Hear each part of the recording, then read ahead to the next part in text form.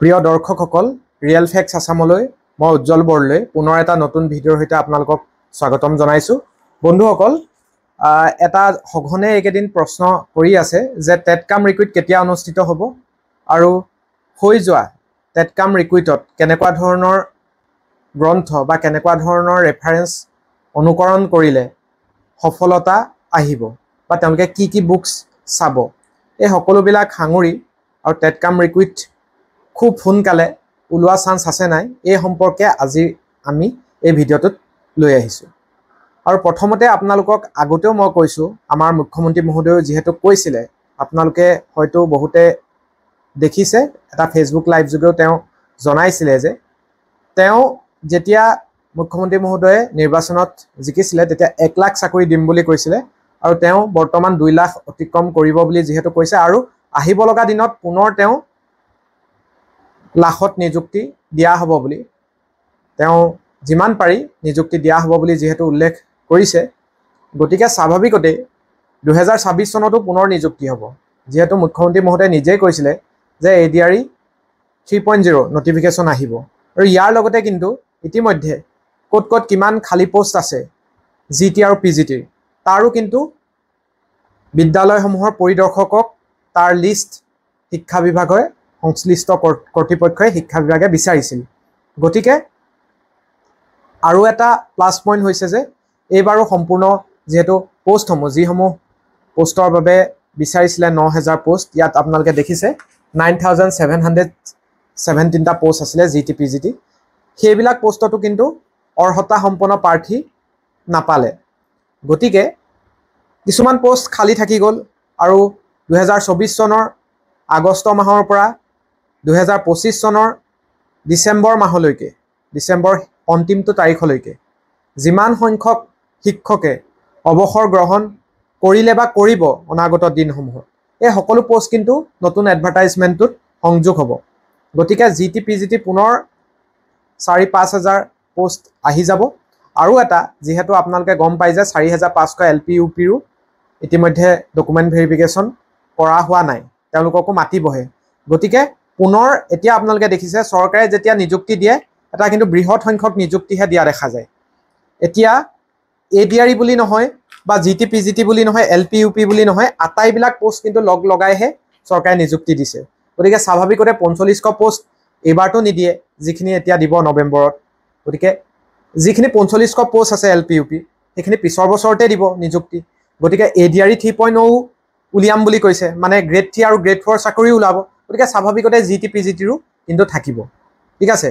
গতিকে আপোনালোকে যিসকলে এইবাৰ BEd কমপ্লিট কৰিছে, আপোনালোকে বহিবলৈ নাপালে টেটকাম ৰিকুইটত, আপোনালোকে মোৰ মতে প্ৰিপেৰেশ্যন কৰি থাকিব লাগে। আৰু বহুতে সুধিছে কেনেধৰণে পঢ়িলে বা কি বস্তু পঢ়িলে, কেনেকুৱা ধৰণৰ কিতাপ অৱলম্বন কৰিলে আপোনালোকে GT PGT ক্লিয়াৰ কৰিব পাৰিব। মই নিজেও এজন PGT টিচাৰ, আপোনালোকে জানে PGT টেট ক্লিয়াৰ কৰা। গতিকে আপোনালোকক মোৰ অভিজ্ঞতাৰ পৰা আমি কেনেকুৱা ধৰণৰ কিতাপ পঢ়িছিলোঁ, কি কিতাপ পঢ়িছিলোঁ, এই সকলো ধৰণৰ কথা আমি আলোচনা কৰিম। আৰু মূলতঃ আপোনালোকে কিছুমান হেণ্ড নোট আপোনালোকে মই নিজে বনোৱা আপোনালোকৰ লগত শ্বেয়াৰ কৰিম। অলপ আপোনালোকে কিন্তু আইডিয়া লগাই পঢ়িব লাগিব, স্মাৰ্ট ষ্টাডি কৰিব লাগিব, ঠিক আছে। বিশেষকৈ আপোনালোকে গম পায় যে ইয়াত আপোনালোকে যিখিনি আমাৰ টেক্সট বুক আছে, জিঅ'গ্ৰাফী বুক হওক বা আমাৰ যিখিনি ছ'চিয়েল ছায়েন্সৰ বুক হওক, আপোনালোকে গোটেই লিষ্টটো পাই যাব তাতে। মই ৱেবছাইটৰ লিংকটো ডেছক্ৰিপশ্যনত দি দিম। আপোনালোকে তাৰ পৰা কিন্তু আপোনালোকে যিটো মিডিয়াম ভাল পায়, আছামিজ মিডিয়াম ভাল পায় নে ইংলিছ মিডিয়াম ভাল পায়, আপোনালোকৰ নিজৰ পচন্দ অনুসৰি সেই টেক্সট বুকখন ডাউনলোড কৰি ল'ব পাৰিব। আৰু তাৰ পৰা কিন্তু প্ৰশ্ন আহে।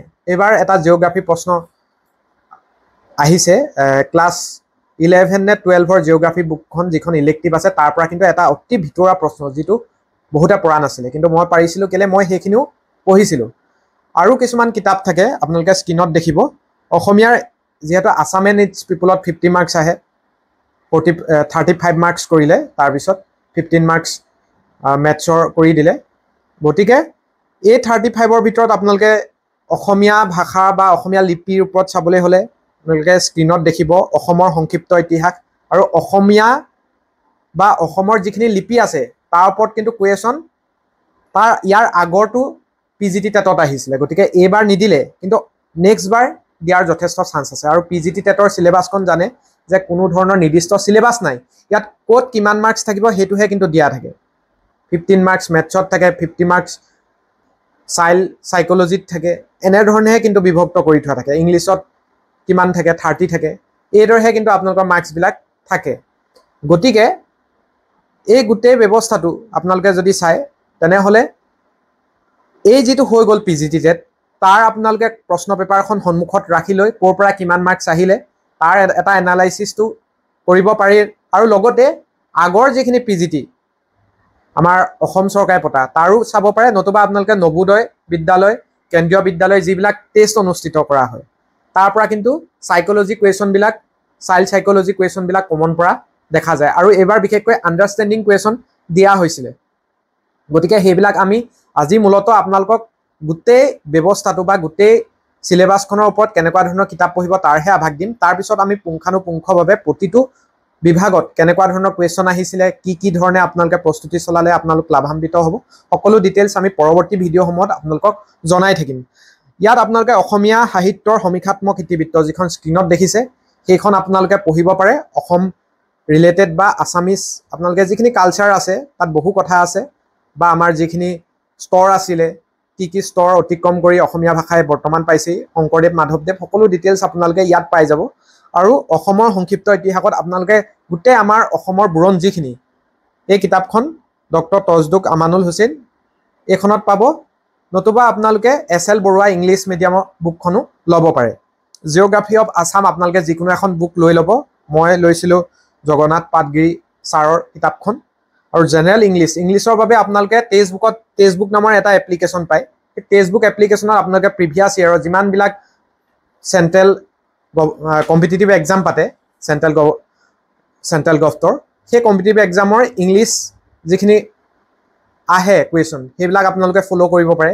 টেক্সটবুক এপটো আপোনালোকে আনি ল'ব, এপ্লিকেশ্যনটো তাৰ পৰা আপোনালোকে চাব পাৰে, নতুবা আপোনালোকে ৰেফাৰেঞ্চ হিচাপে যিখন এখন SP বক্সি স্ক্ৰীনত দেখিছে জেনেৰেল ইংলিছ, এই বুকখন আপোনালোকে ল'ব পাৰে ৰেফাৰেঞ্চ বুক হিচাপে। আৰু আপোনালোকৰ যিখিনি আমাৰ হাইস্কুলত আমি পঢ়োঁ গ্ৰামাৰ বুক, এইখিনি বুকো আপোনালোকে পঢ়িব পাৰে। আৰু বিশদভাৱে যদি পঢ়ে আপোনালোকে, যদি গোটেই সাইকোলজি, চাইল্ড সাইকোলজি আৰু পেডাগগি যদি আপোনালোকে পঢ়ে তেনেহ'লে আপোনালোকে আমাৰ যিটো লেটছ লাৰ্ণ হিমাক্ষী সিঙৰ ইউটিউব চেনেল আছে সেইটো আপোনালোকে ফ'ল' কৰিব পাৰে। তেওঁৰ কিতাপো পোৱা যায়, মই স্ক্ৰীনত দেখাই দিছোঁ। বা আপোনালোকে যিকোনো এখন মূল কথাবিলাক পঢ়িবৰ বাবে সকলোৰে সাইকোলজি বুকখন বেলেগ বেলেগ হ'ব পাৰে, চাইল্ড সাইকোলজি, তাৰ কোনো কথা নাই, কনচেপ্টখিনি থাকিব লাগে। আপোনালোকে বৃহৎ বুক এখন ল'ব য'ত আপোনালোকৰ এনালাইচিছ বেচিছত গোটেই কনচেপ্টবিলাক থাকে।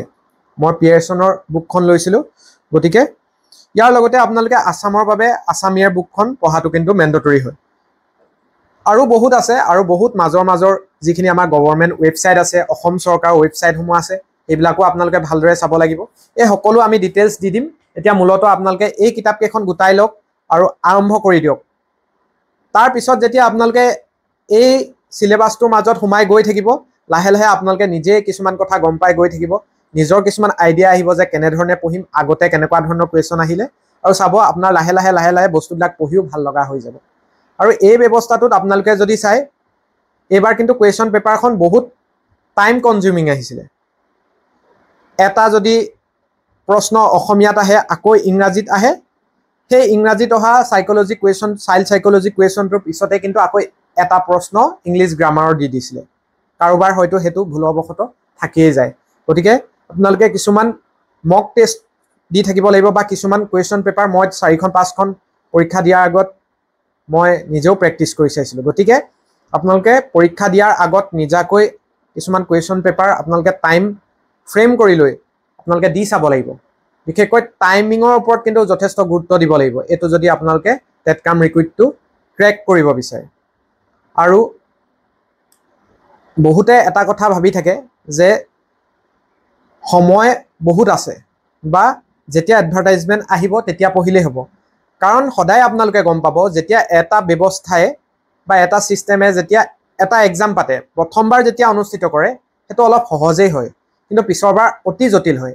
এইবাৰ যেহেতু আগতে পতা নাছিলে টেট কাম ৰিকুইট, প্ৰথমবাৰৰ বাবে কাটিছিলে, যদিওবা এইবাৰ প্ৰশ্ন কাকতখন যথেষ্ট টান আছিলে গ্ৰেজুৱেট টিচাৰ, কিন্তু পৰৱৰ্তী সময়ত যেতিয়া টেট কাম ৰিকুইট হ'ব আৰু অধিক টান হোৱাৰহে সম্ভাৱনা বেছি।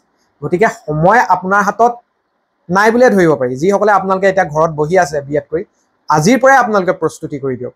আজিৰ পৰাই প্ৰস্তুতি যদি কৰি দিয়ে তেতিয়াহে কিন্তু আপোনালোকে এটা ভাল স্ক'ৰ কৰিবলৈ সক্ষম হ'ব। কাৰণ ইমানখিনি পোষ্ট ওলোৱাৰ পিছত 2026 চনত এতিয়া যিমানগাল সুযোগ পালে 9000, তাতকৈ পোষ্ট কমিবই।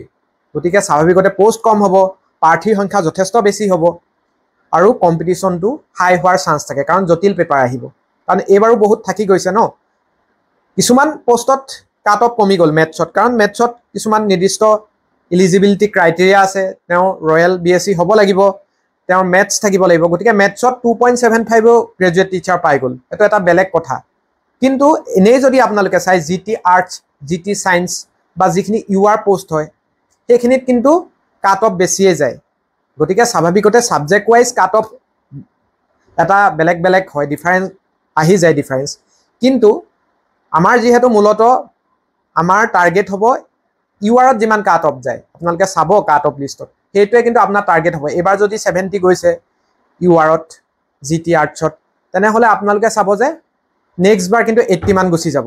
সেইবাবে মই ভাবোঁ আপোনালোকে এতিয়াৰ পৰা ভালদৰে সিমানটো এটা টাৰ্গেট আগত ৰাখি যে কিমান আপোনালোকে কিমান মাৰ্কছ টাৰ্গেট কৰি ৰাখিলে আপোনালোকে চাকৰি পাবলৈ সহজ হ'ব। এই সকলো আপোনালোকে মনত এটা ফ্ৰেম ৱৰ্ক কৰি লওক, এটা ব্লু প্ৰিণ্ট বনাওক মনৰ ভিতৰতে, আৰু আপোনালোকে কামত আগবাঢ়ক। তেতিয়াহে কিন্তু আপোনালোকে এই টেট কাম ৰিকুইট ক্লিয়াৰ কৰিব পাৰিব ভালদৰে। আৰু 1867টা পোষ্ট থাকি গৈছে, আপোনালোকে গম পায়। 7,850টা পোষ্টে এইবাৰ ডকুমেণ্ট ভেৰিফিকেশ্যন হৈ গ'ল বা তেওঁলোকে এপইণ্টমেণ্ট লাভ কৰিব, আৰু যথেষ্ট পোষ্ট আহিব। মানে প্ৰায় 4,000 4K to 5K পোষ্ট কিন্তু নিয়াৰ বাই আহি যাব, নিউ এডভাৰটাইজমেণ্টত আহি যাব। গতিকে এইটো প্ৰশ্ন বহুতৰ বাবে হৈ আছে। আমি স্পষ্টকৈ জনালোঁ যে নতুনকৈ এডভাৰটাইজমেণ্ট আহিব। আগতেও কৈ আছোঁ, আপোনালোকে চাব পাৰে যেতিয়া টেট কাম ৰিকুইট অনুষ্ঠিত হোৱা নাছিলে বা যেতিয়া হাইস্কুল বা হায়াৰ ছেকেণ্ডেৰী পৰ্যায়ত টেট অনুষ্ঠিত হ'ব নাই বহুতে সুধি আছিলে, তেতিয়া মই 2024 চনতে কৈছিলোঁ যে নেক্সট ইয়েৰ আপোনালোকে গ্ৰেজুৱেট টিচাৰ আৰু পষ্ট গ্ৰেজুৱেট টিচাৰ আপোনালোকে নিযুক্তি পাবলৈ কিন্তু সক্ষম হ'ব, অনুষ্ঠিত কৰিব। গতিকে পুনৰ কওঁ যে GT PGT টেট পুনৰ অনুষ্ঠিত হ'ব, খুব কম সময়তে হ'ব। কাৰণ এইখিনি পোষ্ট এতিয়ালৈকে নিযুক্তি দিয়াই নাই, এই নিযুক্তিটো হ'বলৈ দিয়ক। তাৰপিছত চৰকাৰেও পৰৱৰ্তী কাম কাজবিলাক আগবঢ়াব, নিৰ্বাচনৰ আগে পাছে পুনৰ এটা এডভাৰটাইজমেণ্ট ওলাব, আৰু তাত আপোনালোকে পুনৰ অৱতীৰ্ণ হ'ব পাৰিব। হয়তো নিযুক্তি প্ৰক্ৰিয়াটো এবছৰ লাগি যায়। আপোনালোকে গম পায় যে এতিয়া যিখিনি GT PGT পাইছে এইখিনিয়ে প্ৰায় এবছৰ হ'ব হ'ল, কাৰণ এপ্লাই কৰিবলৈ দিছিলে অক্টোবৰৰ পৰা নৱেম্বৰলৈকে, নৱেম্বৰৰ 15 তাৰিখলৈকে এপ্লাই কৰিব দিছিলে, আৰু নৱেম্বৰ 20 তাৰিখলৈকে এডিট কৰাৰ অপশ্যন দিছিলে। গতিকে এবছৰ অতিক্ৰম কৰিব হ'ল। গতিকে এটা বিজ্ঞাপন ওলোৱাৰ পৰা পৰীক্ষা হৈ নিযুক্তি পোৱালৈকে এবছৰ লাগি যায়। গতিকে যদিহে 2026 চনৰ প্ৰথমাৰ্ধটো ওলায়, তেনেহ'লে আপোনালোকে নিযুক্তি পোৱালৈ হয়তো 2027 চন হৈ যাবগৈ, কিন্তু হোৱাটো হ'বই। আৰু এটা ধৈৰ্যৰ ফল মিঠা বুলি কয়, গতিকে ধৈৰ্য ৰাখিবই লাগিব। আপোনালোকে খুব সোনকালে বিচাৰিলে নহ'ব, কাৰণ গম পাই যে 2021 চনত PGT টেট অনুষ্ঠিত হৈ পুনৰ 2025 চনতহে অনুষ্ঠিত হৈছেগৈ। আৰু বহুত প্ৰাৰ্থীয়ে স্মাৰকপত্ৰ দি মেলি গোটেই ব্যৱস্থাটো এটা হাইলাইট হৈ আছিলে কাৰণে দিছিলে। আৰু পোষ্ট যদি থাকে চৰকাৰে দিবলৈ মন কৰে, কিন্তু দেশৰ অৱস্থাও ষ্টেবল থাকিব লাগিব, চিটা অৱস্থাত থাকিব লাগিব। বহু ইয়াত ফেক্টৰ জড়িত হৈ থাকে এটা নিযুক্তি ব্যৱস্থা আহিবলৈ। গতিকে আশা ৰাখিছোঁ সকলো ভালে থাকক বা দেশৰ অৱস্থাও সকলো ঠিকে থাকক, তেতিয়া নিশ্চয় মই কোৱাৰ দৰে সকলো আপোনালোকে যেনেধৰণে কৈছোঁ খুব কম সময়ৰ ভিতৰতে আহিব। আপোনালোকে এটা ইতিবাচক দিশ দেখিবলৈ পাব। আৰু যদি কিবা অধিক খবৰ থাকে আপোনালোকক জনাম। আৰু কেনেকুৱা ধৰণৰ প্ৰতিটো আপোনালোকে শাখাত কেনেকুৱা ধৰণৰ আপোনালোকে কথা চালে বা কেনেধৰণে আপোনালোকে প্ৰস্তুতি কৰিলে প্ৰতিটো শাখাতে, মেথছ হওক বা আপোনালোকৰ আছাম এণ্ড ইটছ পিপুল হওক বা চাইল্ড সাইকোলজি হওক বা ইংলিছ হওক, আপোনালোকে মাৰ্কছ পাব পাৰিব। আমি কেনেধৰণে নোট প্ৰস্তুত কৰিছিলোঁ সকলো ধৰণৰ ডিটেইলছ দি থাকিম। আৰু নতুনকৈ যিসকলে GT PGT আপোনালোকে নিযুক্তি পাবলৈ সক্ষম হৈছে, যদি এই চেনেলটো চাই আছে, এই মুহূৰ্তত এই ভিডিঅ'টো চাই আছে, সকলোকে অভিনন্দন জ্ঞাপন কৰিছোঁ আমাৰ চেনেলৰ তৰফৰ পৰা।